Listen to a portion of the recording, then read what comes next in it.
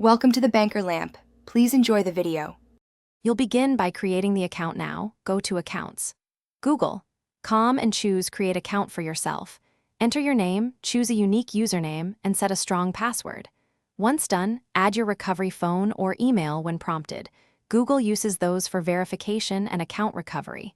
Make sure you read the privacy prompts and select appropriate preferences. This first stage proves identity and secures access. It's quick but essential before you can enable other services. After creating credentials, verify your account using the code sent to your phone or recovery email. Enter it exactly as shown. Once verified, immediately enable two-step verification to protect the account. Use SMS or an authenticator app for stronger security. Then visit Security, right arrow Recent Security Events and Devices to confirm no unknown access.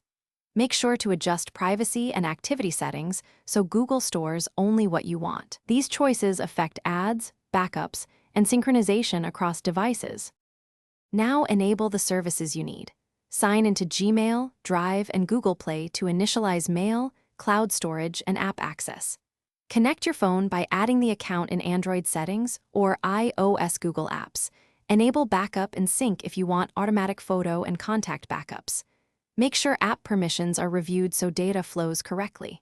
If something goes wrong, try clearing your browser cache, retry verification, or use Google's account recovery flow. That fixes most common sign-in blockers. Thanks for watching. If this was helpful, leave a like and consider subscribing. See you next time.